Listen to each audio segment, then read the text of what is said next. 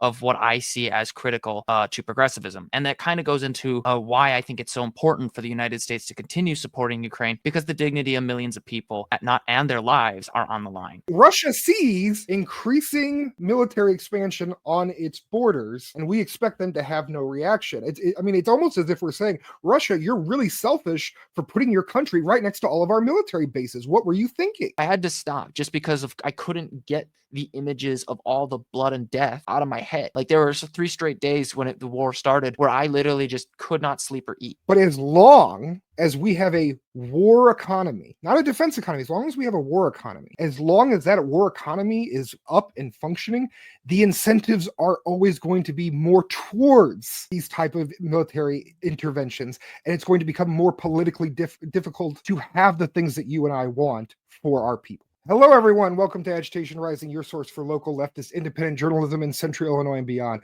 My name is Zachary Gittrich, and today we are definitely going way beyond Central Illinois, as we are going to be talking about the ongoing conflict in Ukraine. I have a very special guest here that I'm going to bring on. He is a political scientist, an activist, a journalist. He is not just any progressive American, not just a progressive American. He is the progressive American, and we are going to be discussing the ongoing conflict in Ukraine. We have some opposing ideas and beliefs on this, and we're going to try and work through these. So let me go ahead and bring him in.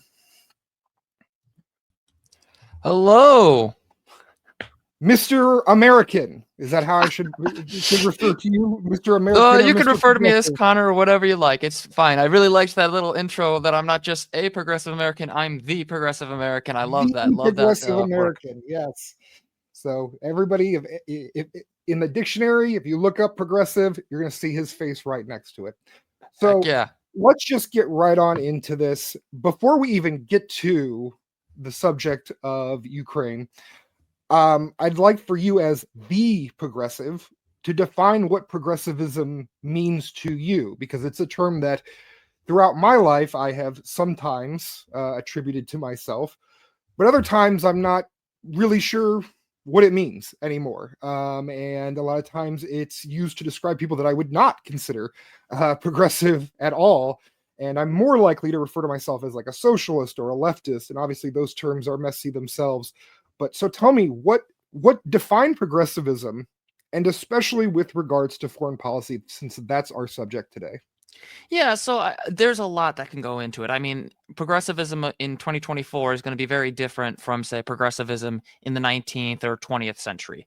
That's something that kind of has to be brought up, because I also got my degree in history. So anytime I talk about a certain term, I kind of think about the context in which it exists. But for me, progressivism is upholding and maintaining the rights of everybody equally, and ensuring that we all get basically a fair shake, in the simplest of terms. Protecting the environment, because it's what we only got this planet. Making sure that we're protecting women's bodily autonomy, ensuring disability rights are protected all across the board.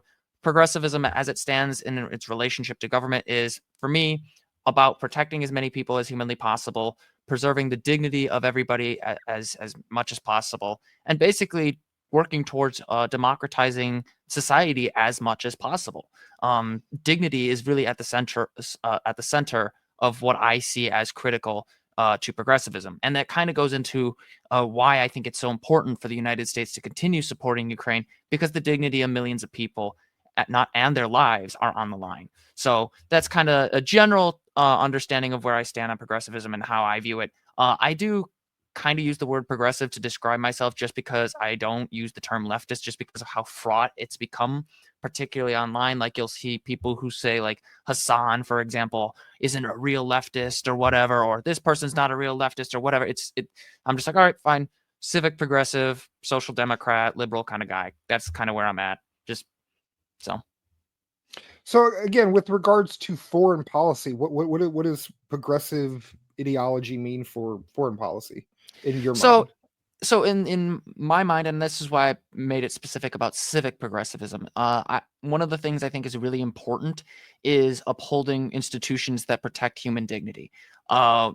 We've unfortunately seen in the last decade a conservative reactionary shift on the international stage, abandoning human rights, abandoning the rule of law, ensuring like anti-genocide work is taken seriously. And in the case of Ukraine, we've seen consistent war crimes by the Russian government to the point where Vladimir Putin has a warrant out for his arrest by the International Criminal Court. So from my perspective as a progressive, it would be immoral of me, and I'm not necessarily saying people who disagree with how we approach Ukraine are immoral, but it would be immoral to my standards of myself not to support Ukraine and its right to defend itself. And also, I think it also sets a standard for making sure authoritarians who don't care about human rights, who don't care about the well-being of their citizens, they only see them as useful to themselves, are able to just ramrod whatever they want at the expense of countless innocent people. Where does the military industrial complex fit into your understanding of progressivism? It's a massive problem. Like, as much as I respect members of the military, I have family members who have served, who are serving. It is fundamentally a problem, and this is something I've had to tangle with quite a bit, because on the one hand, the military-industrial complex is one of the biggest problems in America. It's by far one of the most corrupting influences on our politics. It's heavily prevented us from being able to look at, like, hey, can we spend money on helping our expand healthcare access, like putting money towards expanding healthcare access. The question always comes up, how are we going to pay for it? But nobody says the same thing for the military industrial complex. However, I also think that one of the things, at least in its relationship to Ukraine, is that we need to remember is that just as much as we should be concerned about the military industrial complex, we should also be concerned that human rights on the international stage get thrown under the bus. If we don't support Ukraine, we're going to have a larger situation where the international order that ensures or at least tries to ensure the well-being of people across the board is going to become increasingly weak, and it's just not going to be as effective. So insofar as like the military industrial complex being a problem as it relates to, us providing aid, military, economic, humanitarian, whatever, being a problem, I agree. It is a big problem, but not so much as the loss of human life that it continues to occur because of Russia's war of aggression. Yeah, so let's get into that. You've written a couple articles. I mean, this is an issue that you focused on a lot on your channels and on your blog, and I'll include all these links in the description. So give us and take as much time as you need of the situation in Ukraine, what's going on there, and why, kind of the history that led to it from your perspective, and why it's so important for progressives to continue to support this. So to be clear, I am not a foreign policy expert. I initially was not as aware of the history surrounding Ukraine, so I do want to make very clear I am not claiming to be an expert here. However, I was exposed to a bit of the history of Ukraine several years prior to the invasion in 2022 by a professor who I interviewed, and I think it was in the article I sent you, Dr. Christopher Budzitz from Loras College. And one of the things he made very, very clear is the autonomy of the Ukrainian people, that their ability to decide their own fate was central to any discussion. So that kind of was the framework that I started off with. Insofar as the history of the war, I can't obviously go back all the way to the Cossacks and the issues of like all their issues of linguistics, culture, and history in terms of like how they define themselves. But from basically the 90s onward, there was an ongoing conflict and tension with the creation of Ukraine as a state. Now, it's important to note, and I mentioned this in the article, Putin has repeatedly claimed that Ukraine is not a real country. His argument is that Ukraine was created as a socialist republic under the Soviet Union in the early 20th century, and the state of Ukraine really didn't get off until the 90s. But the identity and culture and the people trying to maintain themselves as a distinct entity, that has been a centuries-long process. And there were several historians I linked to in that article that I wrote last night. Sorry again for that being late. It was quite a bit of reading to do. So there's themes of Ukrainian sovereignty that are really important. There are issues of what constitutes a true people that I think really goes at the heart of self-determination. That is especially important, and I think progressives really need to emphasize this point that self-determination for all people is a matter of human dignity. But to the actual history in the 90s, what basically ended up happening with the fall of the Soviet Union, I'm just going to keep this truncated because I can ramble. You basically started to see a complication between Ukraine and its relationship with both the former Soviet Union and the Russian Federation and the United States. And there was this serious tension of whether or not Ukraine was going to be a Western nation or a Russian affiliated nation. And Ukraine initially kind of had to deal with this tension. And honestly, it tried to stay neutral, which is why with the Budapest Memorandum, they actually ended up agreeing to remain a relatively neutral state. And they also handed over their nuclear materials to the Soviet Union, or the former Soviet Union, the Russian Federation, in exchange for Russia recognizing its sovereignty. Now, obviously, there's going to be a lot of problems with a relatively new nation state being built. Even if the people have a long-standing cultural, linguistic, and history, a state's still going to have problems. And one of the things that kind of came up was this same tension in leading up to 2013 and 2014.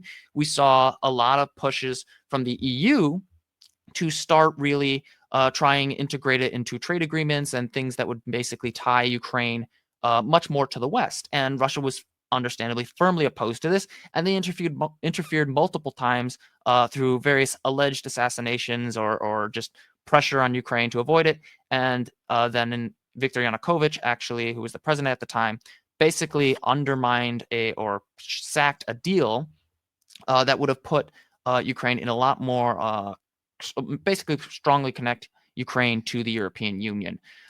This inevitably led to a massive amount of protest and riots, and Yanukovych's response was less than ideal. There was legislation that was passed that heavily restricted protest.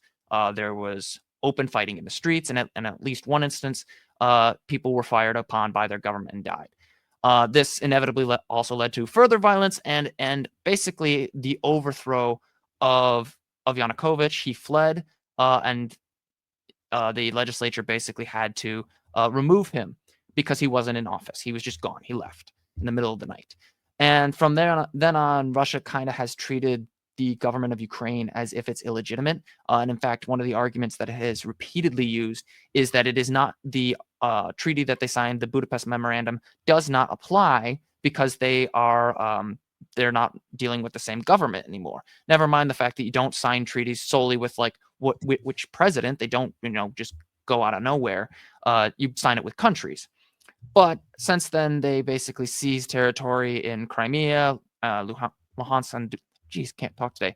Donetsk and Luhansk, using Russian separatists, and basically they either were Russian military personnel that just had their uniforms removed to disguise themselves, but everybody knew they were speaking Russian, using Russian equipment, or they were directly funding or assisting separatists in direct violation of the Budapest Memorandum.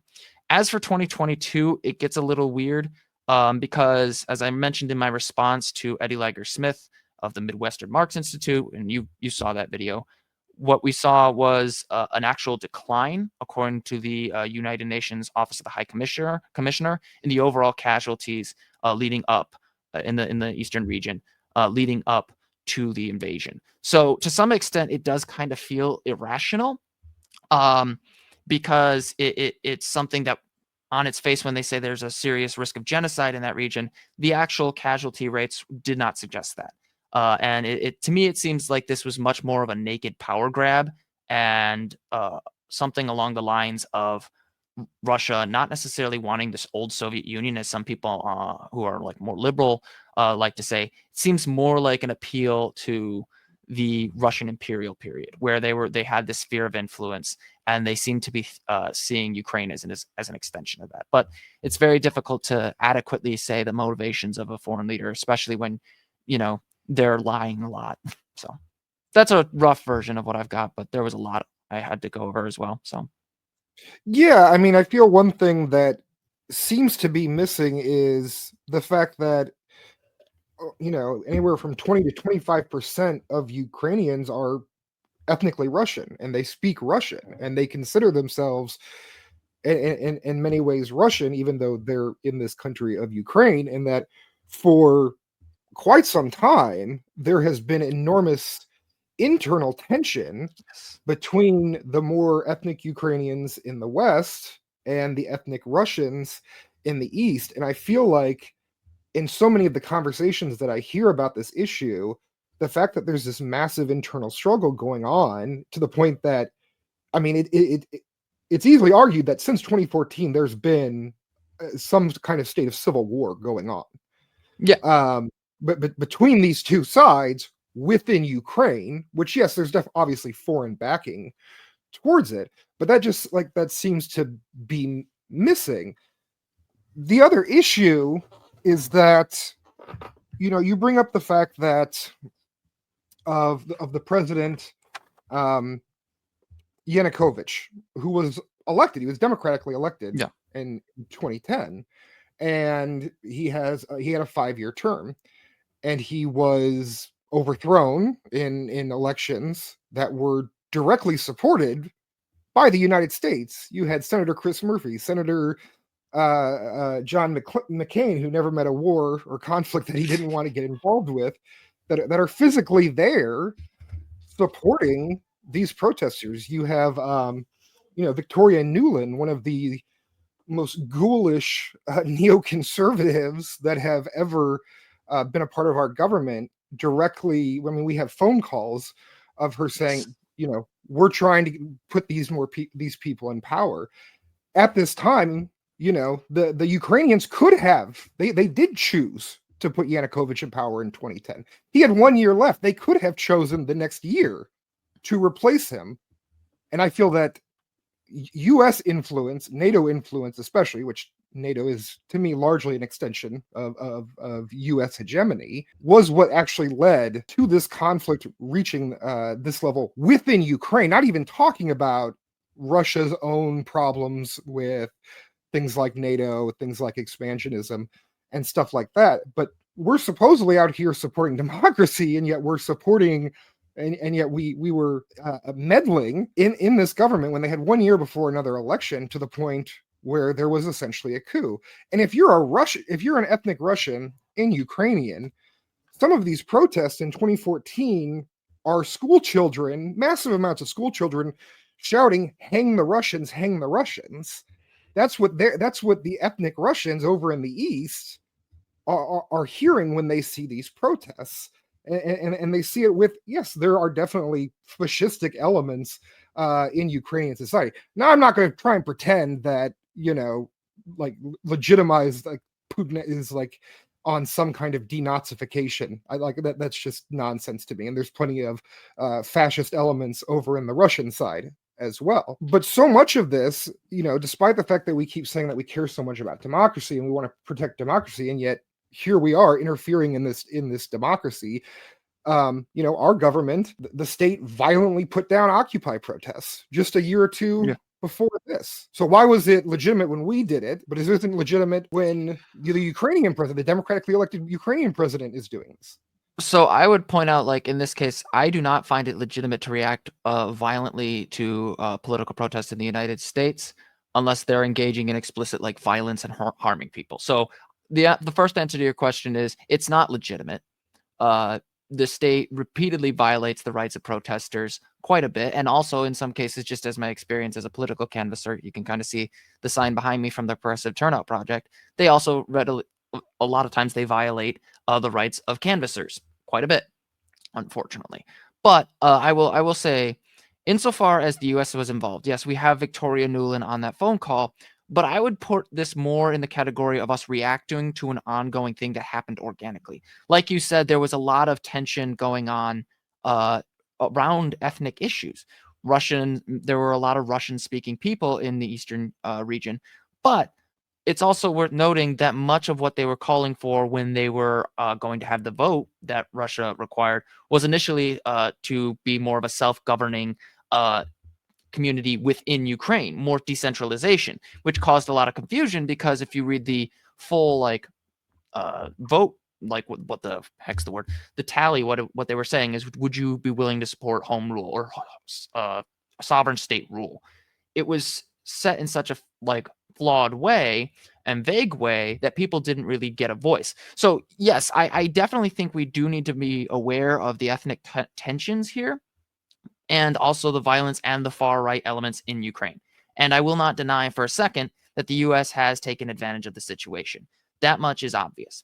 But that doesn't justify, and I know you're not saying this, but I've had this argument before, the Russian government invading and basically saying that Ukraine is not a real country. I've mentioned this in the article I sent you, that Vladimir Putin wrote this extensive essay basically arguing that Ukrainian legitimacy is flawed, that it doesn't exist, that Ukraine does not have a right to exist as a country.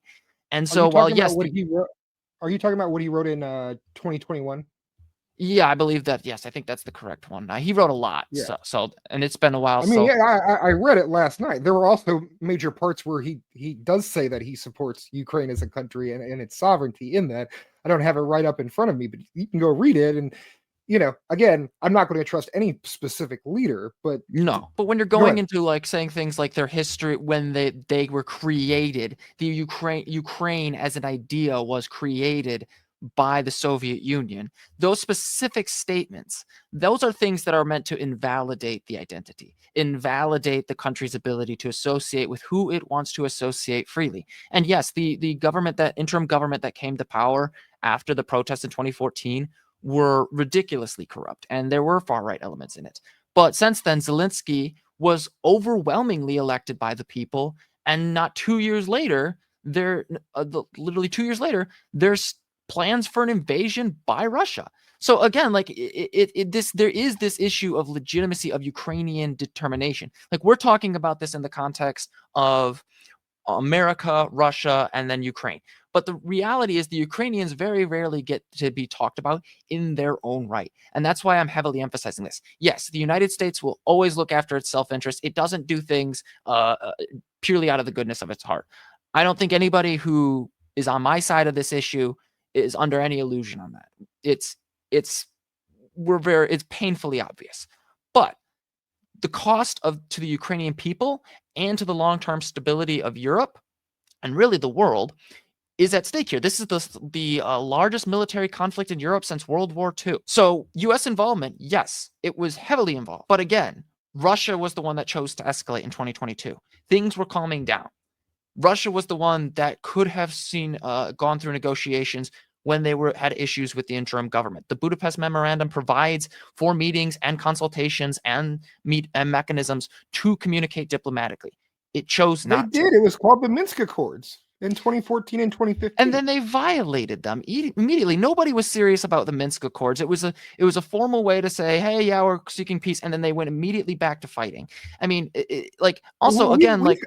we've had public statements, because there were four main countries involved in the Minsk Accord negotiations: the French President Hollande, German Merkel, and then Poroshenko, who replaced Yanukovych after the 2014 coup. Every single one of those three have explicitly admitted that this was merely a pause to bring up Ukraine's military, that this was not meant for them to ever be a lasting peace in any way. I do think that Putin did want this to be more of a lasting thing, and he did want to see this de-escalate, only for all three of these leaders that he was negotiating with to explicitly come out and say, yeah, we were never serious about this in the first place. Well, see, that's where I disagree, and this is where I think the issue of legitimacy comes in. Russia its first response to this government wasn't to seek out an internationally observed referendum. It was to send supporters and separatists to seize government buildings and territory. That was the condition for when these votes were taken. So if you're Ukraine and you see, oh, we signed this agreement, we gave up our nukes, which we could get into the serious risk of nuclear proliferation that comes with the situation here. But if you're Ukraine and you just realize, hey, my borders were just violated and a bunch of my citizens had to flee, and also now there's this vote that doesn't have like neutral international observers overseeing it. I mean, from that perspective, it's not just like, and when I say they violated, I meant both sides violated it. It wasn't going to be a serious thing. But again, the Budapest Memorandum provided a mechanism. Russia actively sought to seize territory, and they used a front to do it. So from Ukraine's perspective, these guys can't even be honest with me about like from Ukraine's perspective. At which time period? Because we're talking about a lot of different time periods. Yeah, we're mixing some stuff. Yeah, we're specifically talking about Luhansk, Donetsk, and Crimea. So when they start seizing all that territory right in 2014. So again, like if you're a country and you just got started and now you've had this majorly destabilizing event, that the overthrow of Yanukovych, and then instead of the country that previously occupied you in a massive union, I won't say empire because I don't think it's strictly that. But this massive union that has a sordid history, and suddenly you have people who are very clearly speaking Russian, they're using Russian equipment, they're in your borders, and they didn't even try to negotiate a mechanism for a peaceful, like secession. Like if they wanted to say, hey, these people want to be their own country, we need international observers to come in, that would be different. But they didn't do that. And that's where I think this, from the Ukrainian perspective, as far as I can see it, I'm not obviously representative of them. It really does go to, hey, these guys are going to operate in bad faith anyway. I need to prepare in case they decide to take more territory. So that's where I don't buy into this idea that the Ukrainians or the Western allies were somehow the only ones interested in just throwing Minsk to the side. This was a serious issue where their territorial integrity was violated, and they didn't trust the Russians to uphold their end of the deal. And maybe that creates a self-fulfilling prophecy, but this started when Russia seized Ukrainian territory illegally. So I'll just start out by saying that I don't think Russia invading Ukraine in, let me see, it was February 24th, 2022. I don't believe that was justified. I know. But I do believe that there was massive provocation going back decades that led to this. It's interesting. I was actually just watching an interview with Norman Finkelstein, who I respect a lot, even though I disagree with him, where he actually says that he kind of argues differently, that it was actually, there was a justification because there had been so much provocation. I don't know if I necessarily agree with that, but that's kind of my position specifically on the war, because I'm not here trying to defend Russia or Putin or anything like that. I guess the question that I have as somebody, real quick, how old are you? 25. 25. So as somebody that grew up, both of you and I have grown up in the United States. We've always been at war. Yeah. And I grew up, I witnessed 9/11 happen. I was at home. I saw the planes fly in, and I saw the reaction to it, and I saw us going into the Iraq war, and I saw us getting more, these constant conflicts, and I saw how devastating they all were. And so when I see us getting involved in this conflict, this internal conflict that's in Ukraine and that's in Russia's regional sphere of influence, it's not within our regional sphere of influence. I mean, this is a country on the other side of the world. I'm wondering, like, why is it necessary that we as Americans are involved in this in the first place? Because all I see is us escalating this. So I think there's a couple things here. Anytime some sort of military conflict occurs, or any real conflict, there is a limitation to human agency. I want to make this point very clear, because a lot of times when I have this conversation with people, they're like, well, where's the war end? Where's the war end? And the truth is, I don't know. I don't think anybody 100% knows in this situation. And we should be trying to seek a just and diplomatic peace if it guarantees the sovereignty of Ukraine. But to your question about why America specifically, America's the one who was one of the countries that convinced Ukraine to give up its nuclear material in the first place. And this is another thing, and I wish I had hit on this in the article, but I was writing it up within like a couple hours, and I had to go out. I was just sick of being on the computer and in the house all day. But there's a serious risk that what's happening in Ukraine right now and what's happened since 2014 basically sends the message that non-proliferation treaties don't matter. They're actually not in your interest. Russia hasn't just invaded Ukraine; they've also invaded Georgia. They've occupied territory in Moldova. And whether or not you think those positions were justified, or if Russia had a But what serious were those claim in there, response to? What were those in there response was to? political violence. Yeah, massive political and ethnic violence. But I would also Yeah, point out that those were in Russia, response to NATO expansion, which I know that you're skeptical of this narrative, but those were directly in response to decades of NATO expansion. how would you say that? Because from my perspective, that would incentivize NATO expansion, because other countries who have seen Russia take territory would flee to NATO's protection to try and ensure that it doesn't happen to them. I guess real quick, but I'll answer that question real quick. I want to know what do you believe NATO's purpose is post Soviet Union? Because now we're getting into kind of the NATO part of this. Yeah. So initially, I would argue that it largely has been a defensive alliance, primarily aimed at ensuring no further Russian aggression. I won't deny that it is antagonistic to Russia, but I would also point out that it exists in the context of Russia previously taking large swaths of territory. I mean, the Molotov-Ribbentrop Pact was a big deal for people all over through Eastern Europe because they saw Poland get swallowed.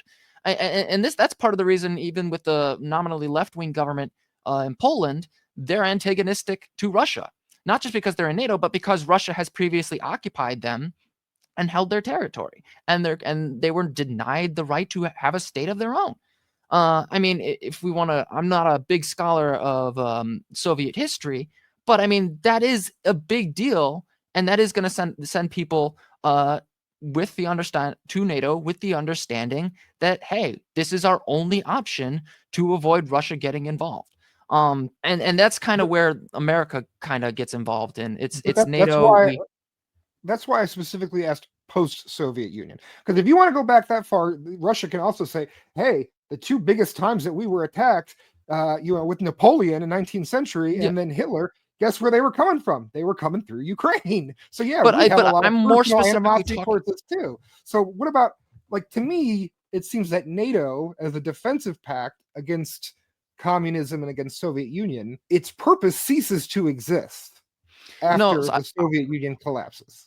I don't want to interrupt. I just want to clarify what I was saying there. I'm talking about that as a legacy and on the minds of Eastern European countries who have had to deal with Russia. So that's why I'm saying the legacy and the role of NATO at that point shifts from, hey, we're trying to contain the Soviet Union, to, oh shit, if we don't do something to ensure that Russia doesn't invade us, or tries to reinforce its influence over us as sovereign states, we're going to be screwed.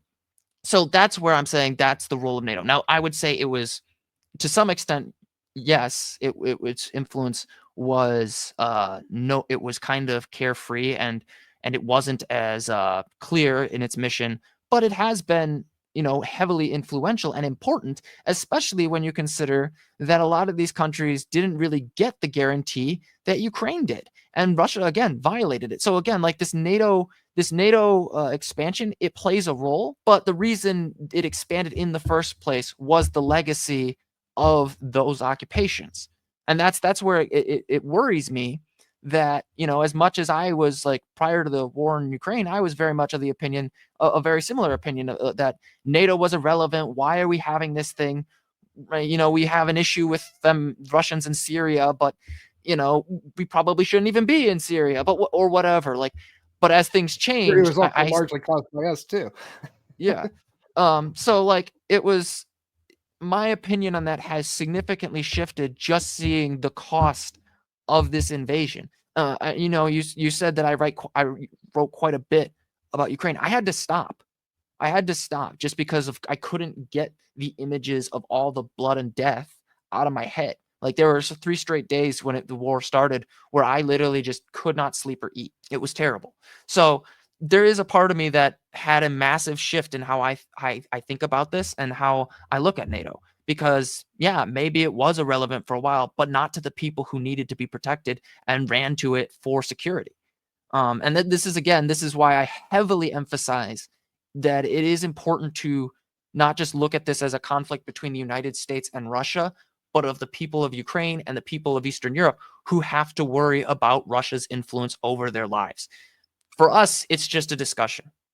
For them, it's life or death. So Soviet Union collapses. 1999, NATO adds Czechia, Hungary, and Poland to NATO. Russia doesn't invade any other countries or anything because of that.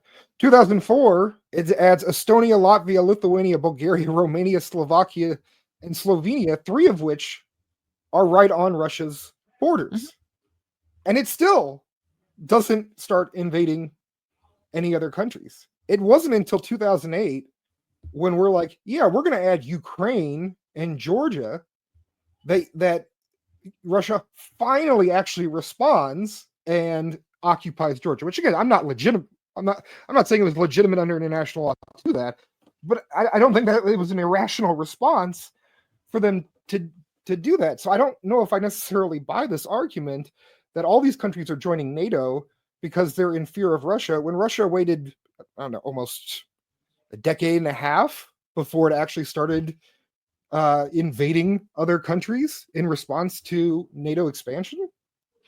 Well, I mean, if they were able to wait that long and see, like, if they're waiting all that time and see NATO expanding and again, not getting into any military conflict with the United States, at least not directly, or NATO directly, I don't think it's necessary. I mean, like, here's the other thing. Like, we have had difficulty with Cuba in the past, and we had the Cuban Missile Crisis. We were overtly aggressive in that case. But since then, we haven't really had a full-on, let's go and invade Cuba moment since that point. It's just because there's a potential source of tension does not necessarily mean that a military intervention is necessary. We've just had them under embargo for 60 years, and we tried 700 assassinations against Fidel Castro. I mean, no, I know, but I'm talking. We've had the Monroe Doctrine in the United States that says if you come over here and mess with us, we're not going to take that. But Russia sees increasing military expansion on its borders, and we expect them to have no reaction. It's almost as if we're saying, Russia, you're really selfish for putting your country right next to all of our military bases. What were you thinking? No, again, like this is again, it's the legacy of that. Why would those countries join in the first place? Russia, for the longest time, had one of the largest countries, like organizations, or I don't even know how to describe it, unions in the world. It was insane because there's economic and military benefits to it. Yeah, there are joining NATO. Yeah, but the other thing is, even with first off, NATO was controversial in Ukraine long before 2014 and 2022. So I sincerely doubt that they would have joined. There were some polls that were conducted, and this is based off of memory, so I'm not going to give an exact statistic because I can't remember. But it was pretty evenly split about whether or not they even wanted to join NATO in the first place. So the likelihood that Ukraine would join NATO is at best sketchy, just because it has had such a corruption problem. It's controversial now, especially, but even before the invasion, it was pretty controversial to join NATO. So from my perspective, no, it wasn't necessary for them to invade Georgia or to intervene in Moldova. These alliances, I'm not saying it's necessary. I'm saying it's a rational response.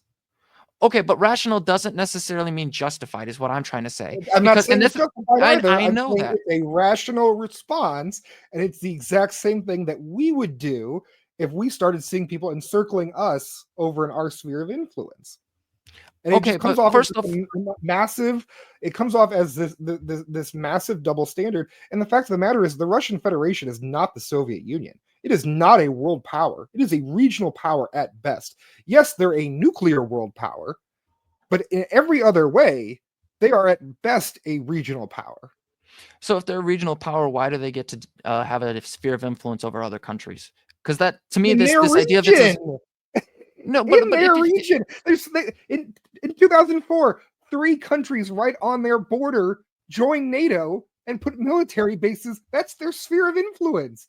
Canada is in our sphere of influence. Mexico is in our sphere of influence. but that doesn't mean we get to influence them. Like, you objected to what we're doing in Cuba, which I agree with. That is completely and utterly unacceptable. But that doesn't mean Russia gets to do the same.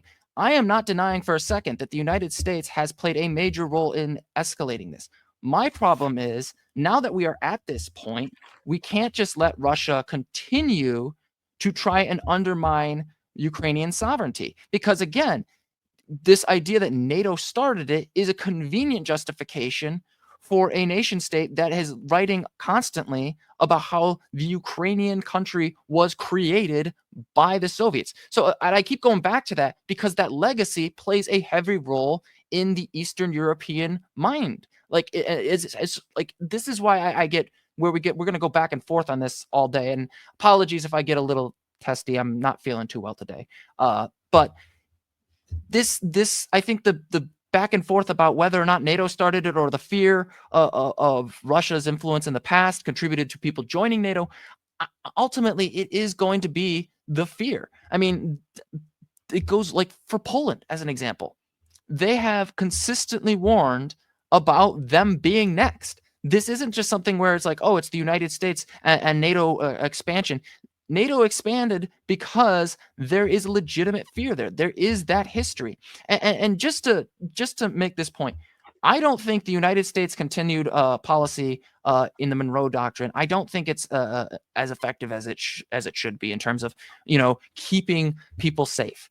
I think it legitimizes this very argument that Russia is making, that it has had to react to NATO aggression. So I would say if we were to be handling Cuba, it would be much more diplomatic, much more open to working with them, because it sets the standard on the international stage that we won't engage in this kind of argument that it's rational, and we're just going to abuse other people's things here. So like, what America does on the world stage and how it has treated other countries, I definitely think we should change that policy, because it creates this kind of environment. It does create a justification. But at the same time, so long as we use the sins of our country as a justification to either ignore or fail to react to other countries' actions, like Russia's aggression, we're going to see more of this. This isn't just like, this is where I get really, really frustrated, because I hear people all the time talking about how we need to seek a peace deal and America's in the way.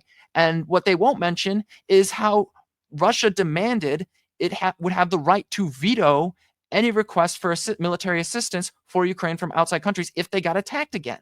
That's why the deals keep falling through, because Russia keeps assuming it has authority over Ukraine, that it has the right, that because they're next to Ukraine, they can somehow dictate every single thing about their security.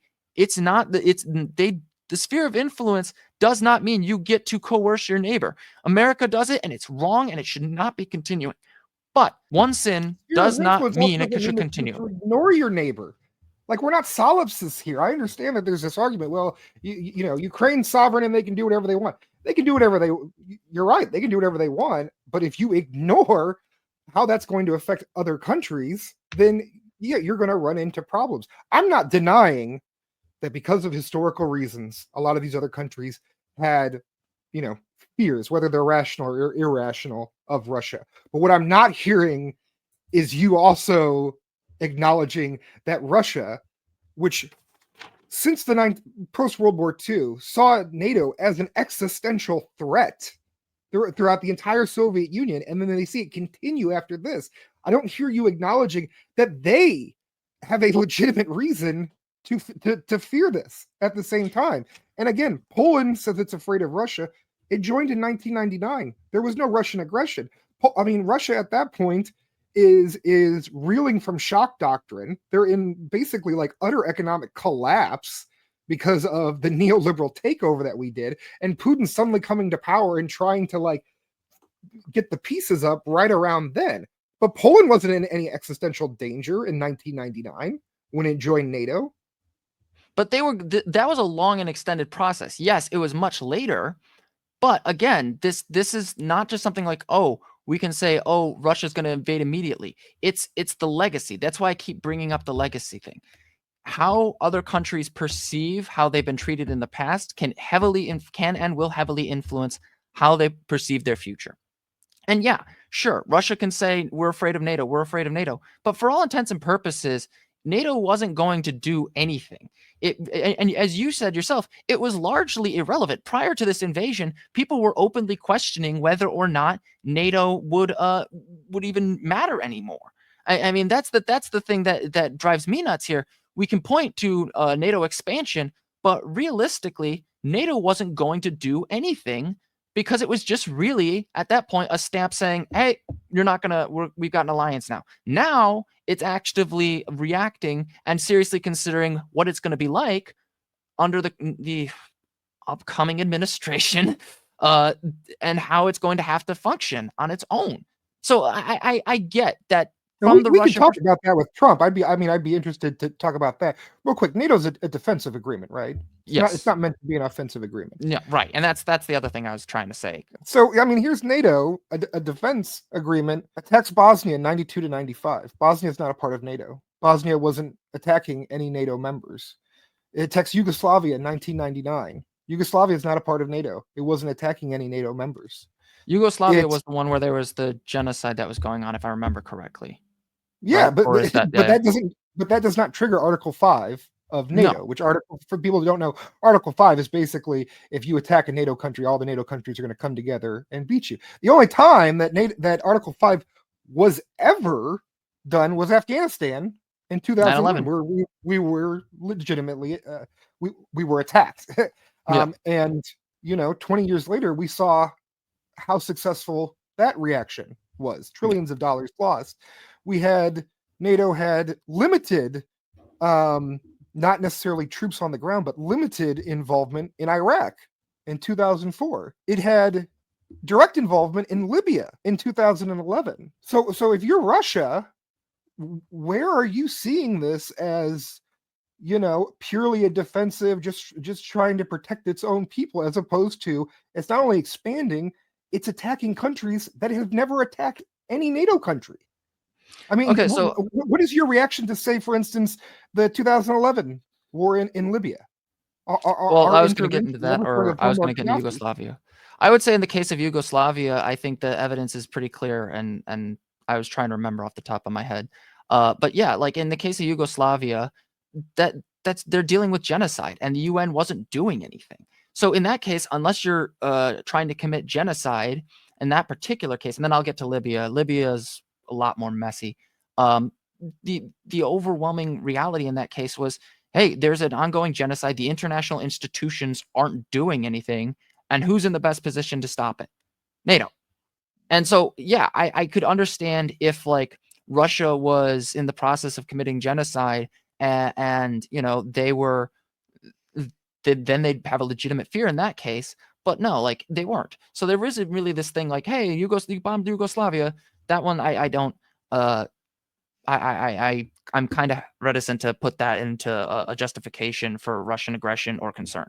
Bosnia, I'm not super familiar with that conflict, so I'm not going to try and like spread any misinformation or anything on that. So I'm just not going to comment, just because I'm not necessarily trying to like argue like there was a genocide there, we shouldn't have done anything. I'm not arguing justification. I'm just saying. Oh, I know. This defensive organization is explicitly doing certain actions. Yes. And behaving in an aggressive and expansionist way. But you wanted to touch on Libya.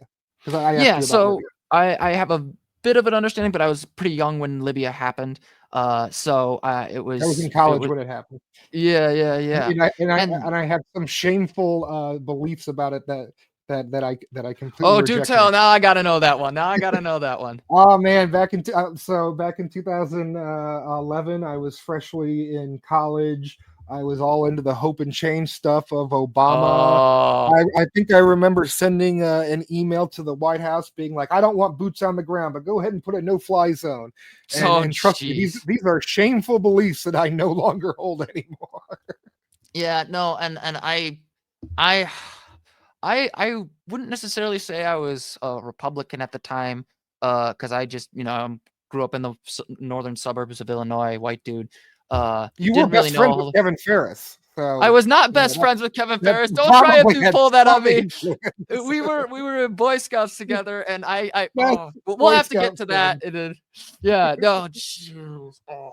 My understanding is there was a UN resolution involving some of the humanitarian problems there, and unfortunately, one of the things that has really frustrated me and a lot of people is that the UN is really toothless on a lot of things. It'll pass a lot of legislation, resolutions, and sometimes it won't even pass the things that it needs to do to uphold human rights. And then it won't have an enforcement mechanism. So I don't necessarily look at Libya and Yugoslavia in the same way as, say, a blatant war of aggression. And I think this is more in the context of a military alliance that is, in theory, defensive, reacting to a failure of the United Nations. I don't think, however, that means that it's suddenly going to invade Russia or that it's under any particular threat from that alliance. And again, like I believe it was the French president, was it Emmanuel Macron, who was publicly saying, like, before the invasion, that we were having questions about why the hell we even have NATO.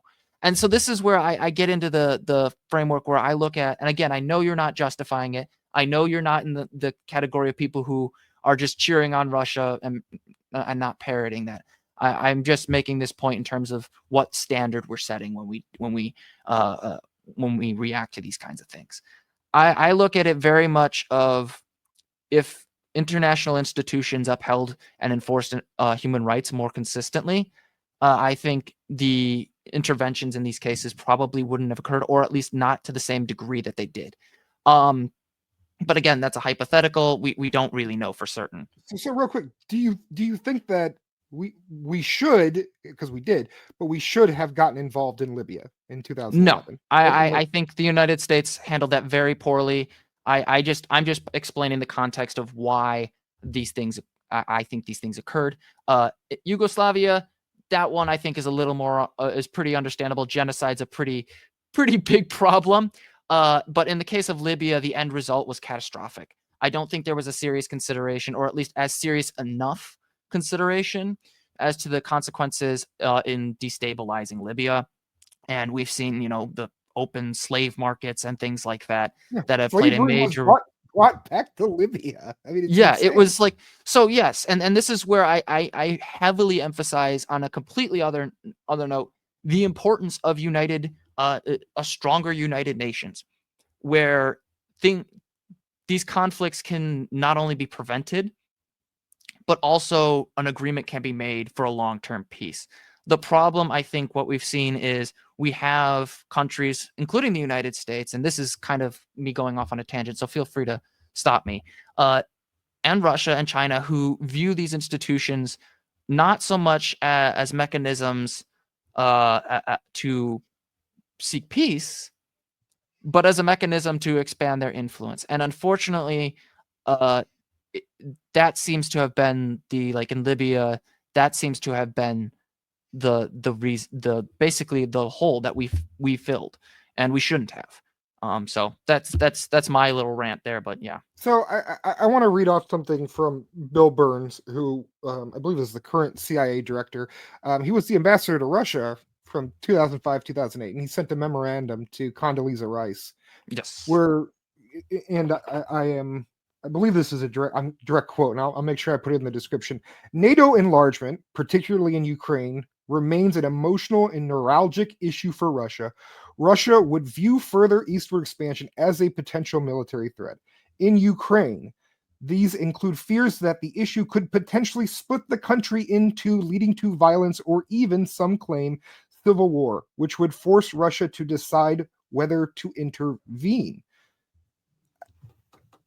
I don't know what else to, and I guess here I'll get more into my ideology of why I find the NATO expansionist argument so convincing as to why Russia has behaved in this way, and especially in relation to Ukraine.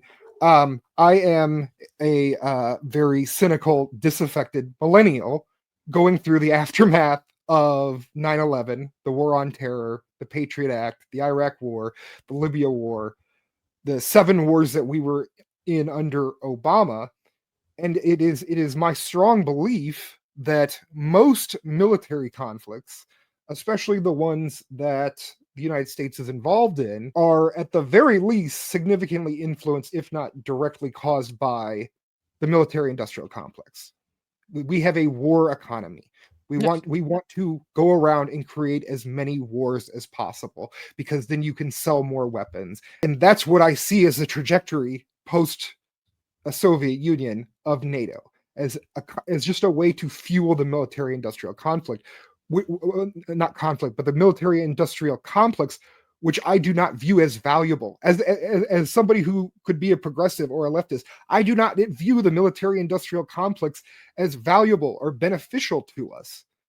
And so to me, it just, knowing the history of the military industrial conflict, going over how NATO is engaging in offensive things despite allegedly being a defensive pact, despite allegedly only being there to fight the Soviet Union, and the cynic in me is saying, look, all these politicians, I mean, to me, this is in itself a part of the very neocon ideology that we lambasted in 2000s.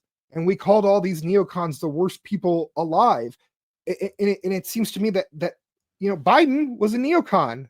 Hillary Clinton was a neocon. A lot of these people that are part of his administration that are pushing for continuing involvement in Ukraine are all neocons. I don't see how this is different than a lot of those other conflicts, except for minor details here and there, that they were able to get Russia to strike first, and so it comes off as them not being legitimate, when in Iraq we struck first, even though they were no threat to us. Same thing in Libya and all of these things. And so I don't Dick know Cheney why and those guys should have been at the Hague. I'm just going to be very clear. Like Dick Cheney, George W. Bush, those guys should have been sent to the Hague. That whole yeah, war but I'm at the point mistake. where I'm going to put Biden there too. He voted for Iraq. He supported all of these different neocon inventions. He is a neoconservative. Yeah, and exactly again, I'm what not here to like worship at the boots of Joe Biden. I met him once, and then I worked, helped He knock probably him doesn't out of the remember Iowa it. caucus. He was a lot more energetic and aware when I met him. He actually had a pretty good handshake. I don't think he would have that now. But It depends on the I pills think, he's on, man. yeah, nonetheless, yeah. Well, assuming whatever he's got going on. But to your point about NATO in Ukraine, yeah, Russia probably was worried because of the ethnic tensions there. But again, Ukraine wasn't going to join NATO. It requires all of these countries to unanimously agree. And Ukraine had a massive corruption problem. That's part of the reason it was having some of these tensions in the first place. Yes, the ethnic tensions were very real, but it also had the serious issues in services, people making all these backdoor deals. That's part of the reason Zelensky was elected by such a large margin. So I sincerely doubt that the United States or most of the NATO countries would want Ukraine in NATO prior to the invasion in 2022. So yes, were there They've concerns? been saying it And since yeah, 2008. What are you talking about? They've they been were saying it talking since about it, but 2008. again, but They were talking about it. That's the whole thing. If you hear okay, someone because the talking United about States something, was you don't talking about wait. it doesn't mean other countries would agree. That's the thing. This is again, like you just put out an official saying, hey guys, it's a bad idea for Ukraine to join NATO, and it wasn't even put forward in terms of any official process. There was a peace agreement that was made in the early 90s, but it's been back and forth with Ukrainians themselves being hesitant to do it because of the very thing you talked about. So I So don't. why not just us as effectively the leaders of NATO? The U.S. is the overwhelming The financial dominant one, yeah. Yeah. Why not just say, okay, you want to know what, Russia? We're not going to involve. We're not going to do it. Ukraine, instead of constantly saying, nope, they have the right to do it. Here's the olive branch, and then at the same time, funneling weapons to them. We've been funneling weapons to them for like a decade. And Yeah, by the way, and Obama didn't want to. Obama was like, hey, man, I don't see what the point. I don't see why we need to be involved in this country that is one of the most corrupt countries in Europe, that we have almost no economic relationship whatsoever. And it was Trump who started sending weapons back to Ukraine, which is exactly what the neocons wanted. yeah, and again, I just want to be very, very clear. When I say Ukraine wasn't going to join NATO, I think the corruption was what was preventing it. As to us sending weapons, in my opinion, that was the dumbest thing they could have possibly done. I mean, yes, at this point, it looks like, hey, Ukraine is probably not going to join NATO, but America keeps making statements. Would The you issue, I support them think, joining is NATO? yeah, well, I'm sorry.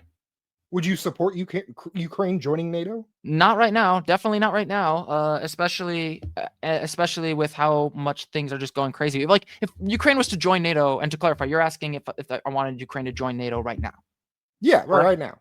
Right Yeah. now, we'd have to invoke Article 5. It would be a nuclear war. Yeah, there's just no way. And even then, like, let's say the war stops today.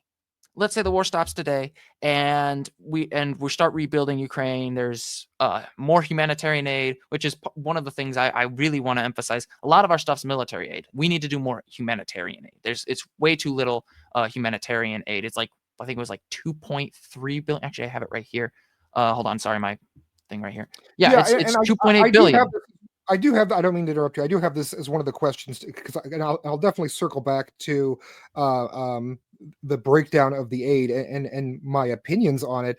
What I'm trying to understand, and this is where, one of these We were disagreeing. It's fine. What are the material benefits for Americans to be involved in this? To Americans directly? Well, for one, I would just say it's kind of hard to say like, oh, these guns are going to Ukraine and Americans at home are going to directly benefit right now. I think this is a long-term thing where we're trying to make sure a major country in Europe stays stable and is able to continue to exist, because if Russia continues to attack other countries because it thinks it can, or because it thinks it's in its legitimate interest to do so to prevent them from, say, joining NATO, as we've been going back and forth on, I think that creates an environment where more and more countries pursue nuclear weapons to keep Russia away. And that this is something I wanted to get into earlier. The fact that Ukraine promised not to have nuclear weapons and they didn't, and all they got really was a war, that sends a message to a lot of other countries that, hey, we got to make a rush for the bomb. And I worry for Americans, we may not live in Europe, but we still suffer the consequences of a long-term like nuclear proliferation buildup. We've already seen things get more and more violent across the planet, whether it's the ongoing unbelievable brutality of the Israeli government against Palestinian civilians, whether it's the risk of China invading Taiwan and also having conflicts with its neighbor India, and all these territorial disputes. And when you add nuclear proliferation into the mix, there's a serious risk to American life. So sending a message to the world that, hey, we are going to back you up if a country goes after you like this, I think it tones down this concern a little bit that, hey, there is somebody that can back us up. We don't have to make a rush for the bomb. If America just decides, all right, we're done, we're not going to support you anymore, there's a hole that needs to be filled. There's going to be a power vacuum. And a lot of these European powers are going to rush into the most aggressive way that they can to fill that hole. And that makes us less safe. It makes the world more unstable. And God forbid another even worse military conflict comes about. So it's not going to be like your meat and potatoes benefits, but it is a safety issue. I mean, Americans are less safe when there's more nukes. So I agree with you. I am very concerned with nuclear proliferation, but I think that the country that is most likely spreading interest in nuclear proliferation is the United States. Right? Iraq gave up its nuclear program and we invaded them, and there's video of us hanging Saddam Hussein. Yes. Libya gave up its nuclear program and he was anally raped with a metal pole by a random mob.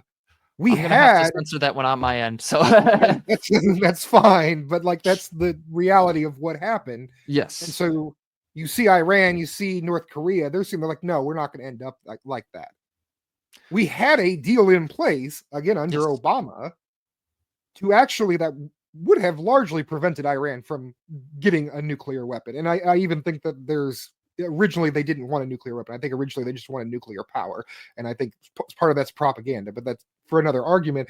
And Trump got us out of it, and Biden did not get us back in Yeah. to that Iran nuclear deal. That was a massive Well, I mistake. see us, the United States and NATO, as the biggest causes of countries being like, screw this, we need a nuclear weapon, so that the US and NATO doesn't come after us.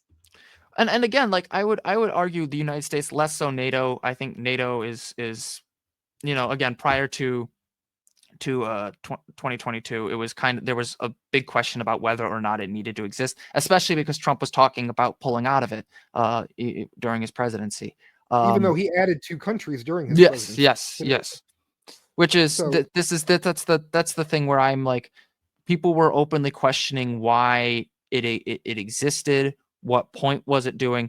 I'm not super of the opinion that like NATO was the one that's contributing the most. The United States was, but that goes to my point though. In the case of an absence of a counterbalance to Russia's aggression, you'll have the same effect. And that's where it's like you can point to the United States and say, hey, they're contributing to nuclear proliferation. I agree with you, but so is Russia. And without a counterbalance, some sort of counterbalance that prevents this kind of aggression to other countries, they're gonna go for the bomb.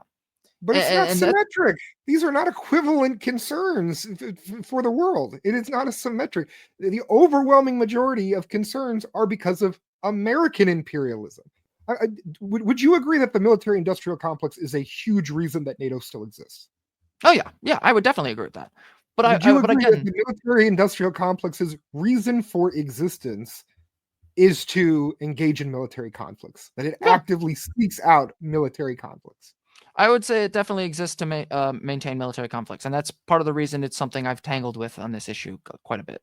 But no, I just again, like, this is whether or not it is symmetrical does not change. It is still relevant. And again, like this we're talking heavily about like the United States and its influence, but what doesn't get talked about a lot is the humanitarian cost to the Ukrainians, and who have, even if you were to say like that they wanted in the eastern section wanted to be separated from the government in Kiev, that could have been handled a completely different way. Again, the choice, whether you think it's rational or not, was an escalation. And that sends a message. So, like, yeah, America's been heavily involved in Iraq, in Libya, and Afghanistan. And I would In say Syria, Afghanistan's a in little more. Pakistan, Yeah. I mean, in yeah, Somalia, in Sudan, in yeah, Haiti, in yes. Venezuela. Ongoing. Yeah, it's an ongoing problem. But again, if America's influence on that level can scare countries into seeking nukes, so too can Russia, because they have a military that is able to wage a war for the last 2 to 3 years. So again, it doesn't really matter if it's symmetrical if the end result is the same. If we're still having nuclear proliferation without a counterbalance or something to send the message that this is not going to continue, that these kinds of acts will not be tolerated, or some sort of institution, if there's some other institution besides the United States or NATO blocking this, fine. Yeah, I'd say, okay, cool. Now the United States needs to start controlling its behavior, and it should have been as it should have been doing for the last 40 years. But that does not change. But we don't have that. And that's where I have this big problem where it's like we don't want to let this military industrial complex run rampant, but we also have to remember that these other countries have to worry about their security and their existence. And the only one that seems to be in any position to adequately provision this defense is the United States. And that's just it. Well, It's you mentioned the humanitarian crisis in Ukraine. I completely agree. I mean, I think it's horrible. Majority of the money that we're giving them is military. Which I am opposed to. I have no problem sending humanitarian aid. It is my belief that Russia would not have invaded Ukraine had all of these events in the past 30 years not happened. But now we're in the conflict. They did invade. They did invade. We both agreed that it's unjustified. Even before the invasion, the United States has scuttled every attempt at negotiation. Even within days after Russia invaded, there were still talks happening between Zelensky and Putin, trying to prevent this from escalating. Putin was trying to negotiate the end of the war. Zelensky even admits that the U.S. is refusing to negotiate. They're refusing to give Zelensky, because we've sanctioned Russia. Zelensky could argue, hey, if you stop this part of the invasion, if you only take this area, whatever, if we come to some type of ceasefire, I'm going to convince NATO and all the EU and the US to get rid of these sanctions. Zelensky even said that the US is refusing to lift sanctions or allow him to use sanctions as a negotiating tool. Which interview was that discussion in? Meanwhile, Russia and Ukraine are holding peace negotiations today in an effort to secure a ceasefire, according to an official taking part in the talks. This comes after Zelensky called on President Biden to double down on Russian sanctions over the weekend. And Glenn, at the same time, I wanted to lift up something where you've been in agreement, actually, with President Zelensky. Zelensky, according to Reuters recently, was saying that the U.S. has not been taking negotiations and diplomacy seriously enough, that they're not empowering Ukraine to kind of find a settlement, to negotiate their way toward a peaceful resolution to this invasion, kind of suggesting that the U.S. he wants more sanctions now, but he also wants the ability to negotiate those sanctions away, at the table with Russians.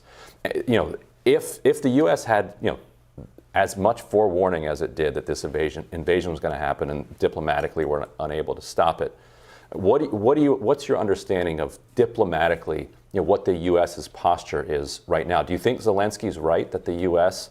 is not serious enough about negotiating a quick end to this before it spirals even further out of control? I do. I mean, the difference in interest is obvious. If you're Zelensky, if you're a Ukrainian, you want an end to the war, an honorable end, where you don't just give the Russians everything they want and reward their aggression, but you want an end to the war. People are dying all around you. Your country's being destroyed. If you're the United States, though, that's not your country, Ukraine. What you want is, you like seeing the Russians completely isolated out of Western Europe. You like seeing the Nord Stream 2 pipeline finally destroyed so that the Europeans are forced instead to buy natural gas from the United States. We've seen both in Syria and Afghanistan how the United States loves to lure Russia into prolonged, protracted insurgency wars where we arm the insurgency just enough to keep the war going, but not enough for the insurgents to win so that the war keeps going. And this is a thing, Ryan, that I keep getting back to. It's like when we talk about the role of NATO expansion and what the U.S. or NATO might have done to provoke, it's not about trying to switch blame. The blame lies with the aggressor, the invader. The point is to explore ways to bring about a diplomatic resolution to the end of this war, and there seems to be very little interest in doing that. You can go back to the first and the second day of the war, where Zelensky wanted to have direct talks with Russian officials, and you can find in the Washington Post and the New York Times them making clear that the position of the U.S. government was those talks shouldn't be held, both because they're futile and because it will reward Russian aggression. So I don't know what's in the minds of the U.S. government. It's too big of an entity to talk about one motive. That's always what happened whenever someone would say, why did the U.S. attack Iraq, as if you could isolate one person or one motive. But the actions of the U.S. government seem very clearly to reflect a lack of interest in diplomatically ending this war, if not the opposite, which is an affirmative desire for it not to end, at least yet. Which interview was that discussion in? Like, when did he say that? Because I don't have that. Right at the beginning of the war. Right at the beginning of the war? Okay, Yeah. I'd have to look into the exact quote, and if you can send it in the private chat, and then maybe I'll write up something to address it. Because if I don't know something, I don't have it right here in the private chat, but I can send it to you afterwards and make sure it's in the description. Perfect. I'll comment on that when I take a look at that, because I don't want to. There's a lot of like intentional propagandizing about this on both sides, unfortunately, and I just don't want to. Like, if I don't know something, I don't know. I wish more people would say that in these discussions. It gets, but from my perspective, I think would the United States take advantage? Yeah, to some extent, true, probably. But I would also point out, like, this was an invasion. These forces were organizing along the border, and they were openly saying, we're not going to invade, we're not going to invade. And then they invaded. So I gotta have They're to. organizing along the border in response to what? To which part? The 2014 Well, or why in was 27? why was Russia organizing along the border? What was that in response to? It was an invasion plan. What do you mean in response to? It was in response to us continuously sending them weapons and then sanctioning them and continuing to escalate. Then It's why not did they? like we Why did saw they? them getting up and then we ran and said, okay, hey, let's sit down and have talks. There were talks in the way. There were talks going on in Turkey that could have. We'll never know. Maybe it wouldn't have resolved it. But the thing is that our policy in this conflict has been to avoid negotiations at almost all costs. First off, I gotta say, like, the idea that Russia was negotiating in good faith, I'm heavily skeptical of that, because again, they were also saying things like, oh, we're denazifying Ukraine. That was a BS narrative from the very beginning, because they have their, and you said it yourself, like earlier, that this idea that Russia was seriously interested in denazification is absurd. And again, like, you can have a concern about an expansion of an alliance without having to annex territory that retroactively justifies that alliance. This is where I think we're kind of going back and forth at this point on the whether or not it's rational. I'm under the position that I don't trust Russia to engage in good faith, especially with the Ukrainians. I'm not under any delusion that the United States is taking advantage of the situation. It's a major military power, the most powerful nation on the face of the earth, bar none. But I would also point out that part of the reason that there is this antagonism is partially because Russia does not state its intentions with any honesty. I mean, these are the same guys who were actively denying that they were interfering in a misinformation campaign in 2016, spreading medical misinformation in 2020. I mean, this is the thing. Part of the problem. Wait, are you a Russiagator? I don't believe they stole the election, but they definitely interfered. You but think they're not the only ones. Do you think they had a significant influence? It'd be hard to quantify significant, but like, yeah, to some extent. I mean, think about all the conspiracy theories that we've seen spread around. It doesn't take a lot to spread a lie, or to spread a crap ton of lies. I mean, you just get a couple people in a basement and you target a specific hot button issue and just repeat a lie over and over again. It spreads like wildfire. So it's kind of hard to quantify whether or not that changed the election result. But my point is that they tried, and that's where it's like this continued view of Russia just coming to the table and wanting to negotiate comes in. It goes against the hostile and bad faith behavior that we have consistently seen. And so I as much as I don't want to be like, hey, we should trust Uncle Sam. No, we should question all governments. But we can't just be like, hey, let's rationalize Russia's stated concerns, when in many cases they've kind of just bullcrapped their way through discussions before. I mean, Russia straight up denied that they had troops in Crimea in 2014. They were like, what troops? What are these? And then it's like, oh, wait, they're all Russian equipment. Like, that's the kind of issue I think that keeps going back. We're having this conversation in the context of, are they interacting in good faith? Is America acting in good faith? And it hasn't come up enough that Russia repeatedly lies about its intentions to Ukraine, to its neighbors, to the United States, and that's partially because it's a dictatorship. And I don't deny any of that.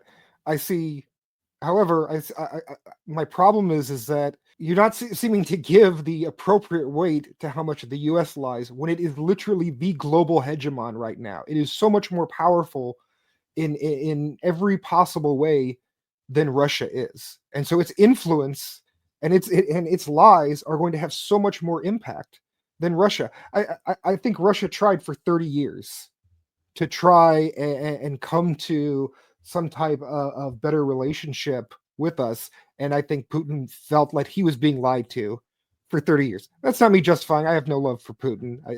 I have no love for his regime or the Russian government or anything like that. I just see that's probably what his perception is. And I think that's what it is. But I want to move on a little bit. I want to ask just a couple. I really enjoyed this. We should do this again. This has been really fun. Yeah. Who do you think blew up the Nord Stream 2 pipeline? I don't know. I mean, the U.S. has a vested interest in that, but I've seen so much back and forth on it, and I don't think I'm qualified to give an opinion on that. Have you read Seymour Hersh's reporting on it? I where did he a couple directly accuses- a while back, but I don't remember a lot of it, just because I was heavily focused. This is the one downside of my channel. When I was going for my master's, I was heavily focused on like American domestic politics, and so there's limitations. It's like this. I had these things where I'm like, "Do you hear about that?" I was like, "Oh, great, one more thing I got to read about."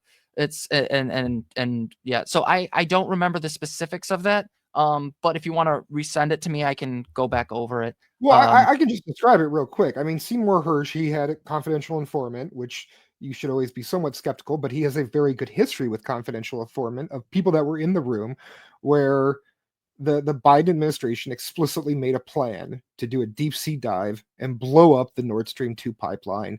He was able to name the military bases where such training would be possible. He was pointing out that really there's only a couple countries that even would have the ability to perform such an operation, the US being one.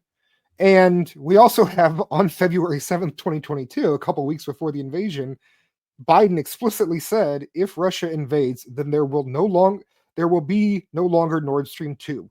We will bring an end to it. I promise you, we will be able to do it.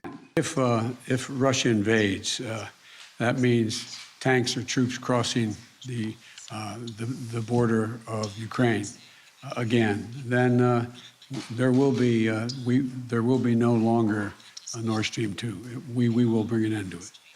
So yeah, I do firmly believe that we blew up the Nord Stream 2 pipeline, which caused one of the worst environmental disasters probably in recent history, because it's just methane that's just going straight up into the atmosphere. And so me as a progressive, as somebody that's more on the left, that is not valuable to me to do that, even if it's to maybe protect Ukraine. I don't see how that's protecting Ukraine either. I wouldn't even say like that would be protecting Ukraine. I think that would just be pretty stupid. But I from what I've and to me, it's part of this larger policy of how we're interacting with Russia and how we've been doing it for decades. I'd have to look at the details of that a little more. I'm based off what you've described. That sounds like a completely unjustified act of aggression, but I'm not going to like say, hey, yeah, that's absolutely what we did, because unless I understand the context of a quote, I'm just not going to use it. You know what I mean? Like if I don't understand what Biden meant, and this is the other thing.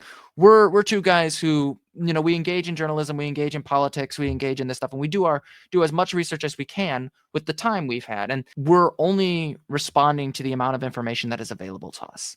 And the unfortunate thing in a lot of these conversations is we don't really get a lot of access to the information from the people within until decades later, because it gets declassified.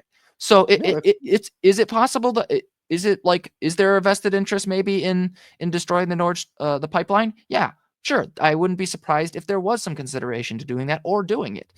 But unless I see like, hey, this is definitively the United States that did it, I'm just going to say I don't know. And I do, and I'm glad I got to come on this to make this specific point.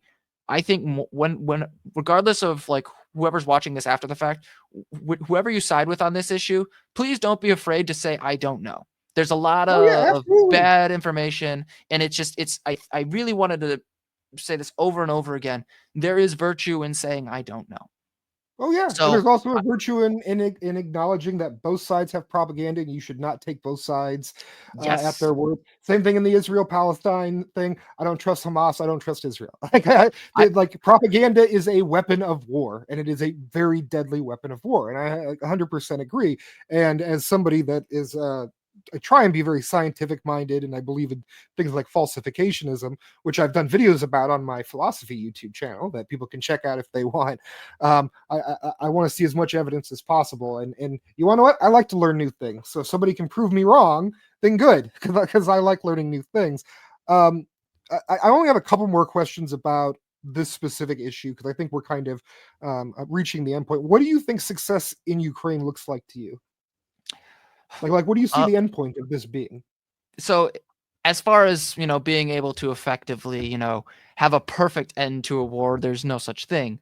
But I would say, some sort of, obviously I don't think Ukraine is going to get Crimea back as much as I think they would have a legal right to retain their territory. I think the bigger thing here is Russia's forces withdraw with no intention to continue its attack. A peace treaty is set up that guarantees Withdraw that from I just want to be clear. Withdraw from the 4 oblasts that it currently has control over. Yes, and a peacekeeping Donetsk, force. the Donbass. Withdraw Yes. from all of that. Yes, Okay. and then have a neutral peacekeeping force there and let the people vote on their own. If the people, this is the thing. If the people say, "Hey guys, we would like it to be more autonomous. The government in Kyiv was corrupt. They didn't listen to us, and they can do that under their own free will without Russian or Ukrainian military personnel harassing them one way or the other." Fine. That I think that's a pretty fair thing to handle. Whether or not it's legal under international law, that has to be decided. But so long as Russia is able to continue to build a foothold for further encroachments, I don't think we're going to see a situation where people take any peace negotiations seriously just because of how many people have lost their lives. And it's one of the horrible things about this, because if you were to say to me, if 2022 didn't happen and we were just talking about what happened in 2014, and the ongoing ethnic conflicts there, I'd be more inclined to agree with you on the NATO stuff. But I think with how many people were the decline in overall violence, the open questions about NATO, its existence, I think the 2022 thing makes it a lot harder for me to swallow that because there's something that I think is kind of pernicious in the way they think about the people that they're surrounded by. But back to your question. Sorry, I ramble again. Yeah. So I mean, you continue to support sending military aid to Ukraine. Yes. Correct. Yes. And I'm assuming you believe that because eventually that will allow Ukraine to you believe get a it strong will allow foothold. Ukraine to be in a position to take back those 4 oblasts. Not necessarily to take back those 4 oblasts, because I said I don't think they're taking Crimea, and I don't think they're taking those back. I think Crimea is not one of the oblasts that I'm talking No, about. I know. I mentioned Crimea, and I'm just clarifying. Okay. All right. I doubt, with how inconsistent aid has been militarily, that they're going to take those back. What I am saying is they should be militarily in a strong enough position to prevent further encroachments, and then a peace deal coming to fruition, and then in which Russia agrees to withdraw, hopefully. But that, again, we really, it's going to be very difficult. And some United Nations peacekeeping force allows for a sort of neutral zone until they can figure it out. Because again, this is the thing I want to keep emphasizing. The people who live there should be able to decide their fate, not the United States, not Russia, the people who live there, and they should be able to do so in peace. And so it's a rough, I know it's a rough hodgepodge. Right now, the United States is one of the main ones telling you what you're allowed to do and what you're not allowed to do. But that also means part of the thing in the case of the Ukrainian government. Since 2014, but even you're not allowed to pick this Democratic. We don't like this Democratic guy. You need to pick a different guy. Oh, you're not allowed to engage in these negotiations, and you're not allowed to say, "Hey, we're gonna." The U.S. will agree to lift sanctions if you agree to these settlements, even if you lose some territory, because Russia has about 23% of Ukrainian territory right now, where they basically have complete control over. But I would also say we are there right now saying, no, you don't get to decide this, Ukraine. We're going to decide for you, and we're going to keep pushing this in a very specific direction, no matter how many Ukrainians die. Okay, but again, even when we were openly hearing people talk of withdrawing aid, Ukraine has the Ukrainian government has repeatedly made clear that they will continue to defend themselves to the best of their ability. If they won't, everyone's going to say that. Everyone's going to say that. I'm not disagreeing that they're not going to say that, but they are far more likely. I believe this based on listening to John Mearsheimer, among other people, that this is a war. I have a friend who is very upset. I have a friend who is very frustrated with him. Well, he can be frustrated all he wants. John Mearsheimer has a good record of being right on a lot of these issues, including on Ukraine not getting rid of its nuclear weapons. I think it doesn't matter how many weapons we give them. This is going to be a war of attrition, and Russia will be able to replenish its people more than Ukraine will. Ukraine is forcibly conscripting people, forcibly conscripting disabled people in their 40s and 50s. The Ukrainian men are trying to flee the country because they don't see any hope in this. So I don't see us being able to give them any amount of weapons that's going to change this situation. And to me, the only way this is going to change is if we finally agree to some type of negotiated settlement, even if we don't always get what we want, even if Russia ends up being able to keep some territory or whatever. But again, like, I think that well, first off, Russia is also like conscripting people from prisons, so it's not like they're in a good position either. This They war have of attrition 150 doesn't million people in their population. Ukraine has 37 million. Yeah. But again, that doesn't mean it's going to be, and all of them are fit for military service either. So obviously Russia has an advantage just because of its size. But again, like, what happened? Let's say we do give Russia its territory. Let's say it decides it gets to keep all this territory, and we decide, you know what, we're going to pull back all of our aid. What prevents this from happening again? Like, that's the big thing that keeps coming up. How do you prevent further staging grounds for other military conflict? This is why, and we're going back and forth on this, and I don't want to hash this out because we've been going for about an hour and a half. But that's the scary thing for me. I would love to be able to just say, I don't believe. I just want to Russia's finish this goal- real quick. Okay, I apologize. Yeah, no, you're good. You're good. It happens with these kinds of things. It's fine. But I think, like, this concern will remain unless there's some sort of guarantee. And I cannot help but feel like the discussion around ending the war heavily focuses on U.S. influence and not the end result on, and we're kind of repeating each other at this point a little bit. But like on the end result of what Russia might do to Ukraine again. I mean, they did it in 2014. They invaded. They lied that they weren't engaging here. And then they did it again in 2022. We can argue back and forth about whatever reasons they may have, but they're still lying and still engaging in military action. So unless there's something to stop them or something to guarantee that they don't continue, that's going to remain a concern for Ukraine. And they're going to ramp up their military as best they can to deal with that. And we're going to be back here again. And I just don't see an environment where this doesn't result in another war without some sort of guarantee stopping Russia. I mean, looking at the facts on the ground and the way how Russia is economically and militarily, I do not actually believe that they have the ability to conquer all of Ukraine, let alone occupy all of Ukraine. I think that they wanted to take over these Russian parts, and I think that would end up being the buffer zone. I also do not believe that Russia is going to start attacking further into Europe, because that's automatically Article 5, and it's automatically a nuclear holocaust. Putin is not that irrational. And so I see some of those fears as just like they're going to take over Ukraine and then they're going to use that to take over the rest of Europe. I just see that as ludicrous. I didn't say the attack in Europe. I'd say I'm specifically referring to Ukraine, like Russia taking more and more territory, building up and over time. I understand, and I'm not necessarily saying that this is your position, but many of the people that do support your position, kind of generally, as far as us helping Ukraine. I mean, I was talking to my father the other day, who's not a political guy in the way that you and I are, but he was convinced that they're just going to run roughshod and take over all of Europe. And I just think that's just nonsense. They don't have the capability to do that. I mean, I don't think they're going to run through all of Europe or anything like that. But I didn't initially think they were going to invade either.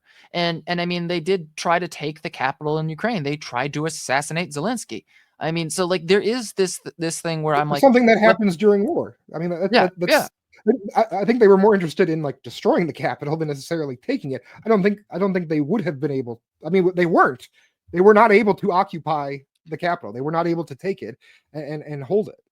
But I would distinguish here, like what we think they're capable of and what they think they're capable And I am very hesitant to say, oh yeah, they'll definitely not try to take further Ukrainian territory. I thought they were going to just do their military exercises and go home.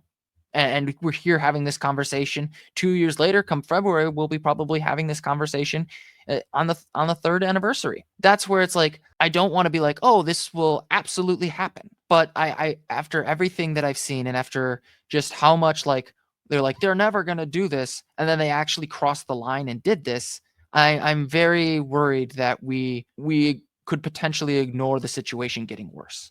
But that's as far as I can go on that. But I only have two more questions, short questions yes. about this, and then we can move on to other stuff if you want. Sure. What do you think we would or should do if Russia nuked Ukraine in some way, if they dropped a Oh, nuclear weapon Jesus Christ. on Ukraine? I don't even think there's anything that can be done at that point. Like, I mean, like the Budapest Memorandum does provide a mechanism for assistance and support, but it's pretty vague Okay, on but what these international agreements don't mean anything in this conflict. No, I'm Right. just using this as a frame of reference here, not saying that I- that's an obligation, because I don't think we ratified the Budapest Memorandum. We did ratify the NATO Charter, so we're not legally obligated to uphold this. Little different. That's also part of the reason the whole James Baker thing went to hell. There was no ratified treaty, so that's got to be a fun little thing for everybody in the having this conversation, having to go through the Constitution and the international side. Honestly, I have no idea. There's no, if it's gotten to the point where Russia uses nuclear weapons, I think we're already dead. I don't want to be like extreme there, but I just don't. Once the nukes are out, you can't put them back. That's the thing. I think it would escalate to a point where it's like completely and utterly insane. And so I firmly believe like there's still, even throughout this war, there needs to be consistent back and forth communication behind closed doors or in whatever mechanisms they need to do to make clear there will be no nukes used here, regardless of where this conflict goes. We cannot let it get to that point. So if we get to that point, we've lost. That's just my answer. Like we've all lost if we get to that point. Nobody. I think the best thing you could do is probably like provide some humanitarian aid, help refugees, medical aid. I don't know. I really hope it never. That right there, providing humanitarian aid. You know, I did want to circle back because we didn't get to this. I wanted you, because you've looked into this, break down the U.S. aid to Ukraine for me. So yes, I have this right up here. So I'm not doing this off of memory completely because, so right now, since the invasion in 2022, because the first bill was March 2022, 13.6 billion, relatively small amount. And then there was another bill in May of that year and September of that year. That was 40.9 billion. And then there was a December bill, 47.4, and then another 61.3 billion. That's just the ones that are appropriated by Congress. There's discretionary stuff that goes in there. But as of the invasion in February, we have spent roughly 106 or sent 106 billion, but we have spent 175. So the spending in this case is not necessarily like everything that's being sent to Ukraine. It's also like what we're doing to replace the weapons that we send to them, or the equipment, or the emergency kits, or any sort of equipment and things like that. Okay, so this is, and I don't mean to interrupt, but I want to nail down this part because I was reading this and I didn't understand that distinction between the 175 and the 106. So I'm glad you brought this up because that helps me understand. This is an argument that I've heard from people that support Ukraine, that if we're sending them weapons that, you know, a lot of people don't realize these missiles have to be rebuilt or they have to be, you know, worked on, otherwise they become useless. If we do that, if we give them the weapons, then we can, you know, get new weapons for ourselves. That's what you're talking about with this difference. Yeah, that's right? that's how they're doing the program. I don't necessarily think that's an argument for or against it. I think that's just kind of the inevitable result of a military industrial completion. I've seen people make that. I've seen people make that argument. Yeah, that seems a little crass. Yeah, they're saying, hey, this is a great idea because it helps us so that we're not wasting the weapons. And I obviously you're saying that you don't have that belief. I just want to make it clear to the people that are watching about my belief. That is not valuable to me as somebody that would be more than happy to half our military budget, restockpiling the over the excessive amount of weapons we have is not valuable to me. Yeah. So I just wanted to make that point. But so there's 106 billion that we've sent directly to the Ukrainian government. Break that down for us if you can. Yes. So the top one, top one just in terms of where it is on the graph that I'm looking at right now. 2.8 billion is in humanitarian aid. I think you and I both would agree that should be much higher as a percentage. Just the amount of human suffering and lives lost, the risk for infectious disease to spread when infrastructure is destroyed, water supply. I think there needs to be more humanitarian aid. Just if even if we're disagreeing on the military aid side of things, I think we can both agree that Ukrainian civilians need help. But to the rest of it, the budget is budget support. So this is specifically things that are involving like helping maintain the government, make sure they're able to keep, because the revenues are paying bureaucrats, stuff like that. Yeah, and that's like a critical component of any effort to keep a country stable, and that's which I also don't have a problem with. I don't have a problem with money going to that. Yeah, so the 33.3 billion roughly, and then weapons, equipment, and other military support. So this is provided through the Ukraine's Security Assistance Initiative, and also the Presidential Drawdown Authority and Foreign Military Finance Program. This is the area we've been arguing about. It's 69.8 billion. I will point out that 69 or 66.8 billion. This is 69. I misspoke. Okay, I have your article. I'm reading it right now. It says 66.8 billion. Yeah, there was an error on that. That's a typo. Okay. That's a typo. In terms of the overall, well, this is kind of the part that I wanted to get to, and I'm glad you broke this all down, because you say right here, for context, the total spent on Social Security in 2023 was an estimated 1.35 trillion, more than 8 times the value of the entirety of our aid to Ukraine. And you go on to say, providing aid to Ukraine doesn't prevent us from taking care of our citizens. A lack of political will does. And my response to this is, which one is a better investment for our citizens? 1.35 trillion Social Security has enormously huge benefits for us, and it's actually an investment.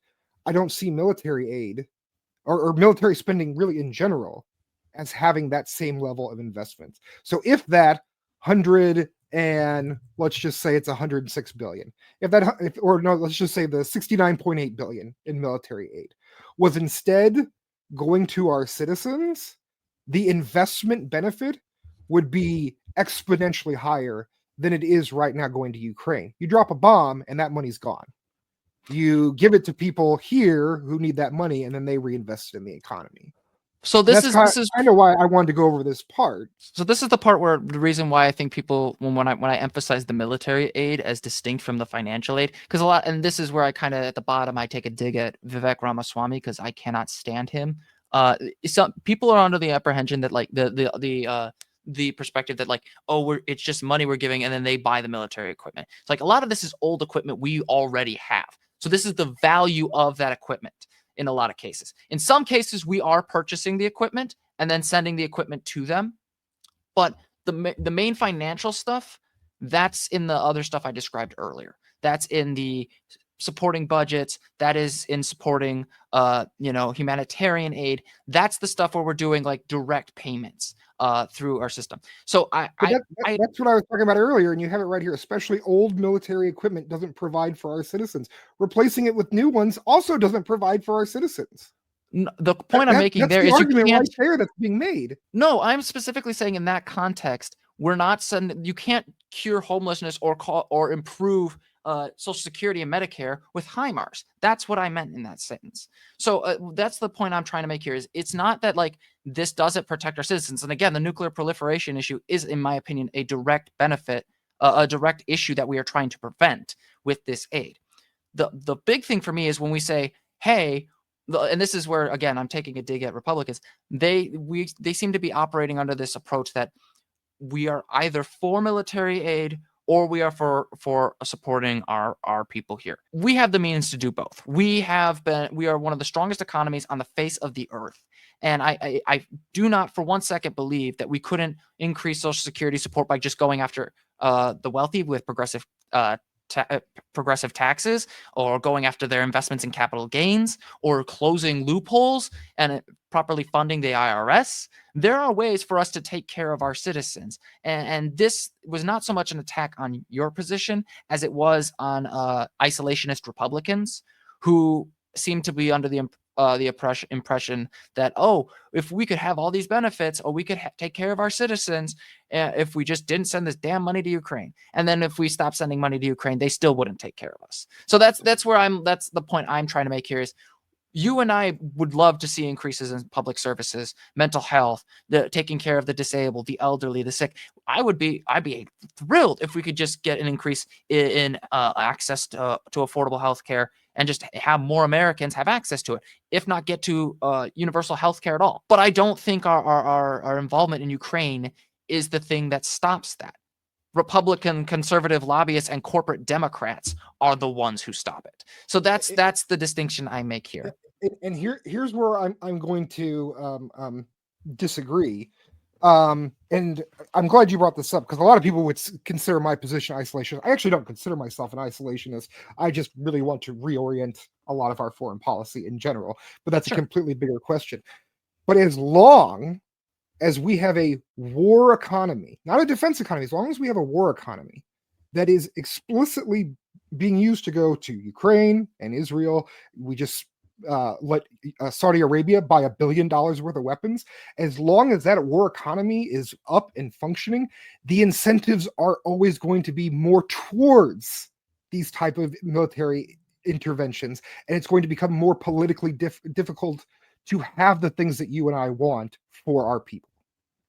That's my position.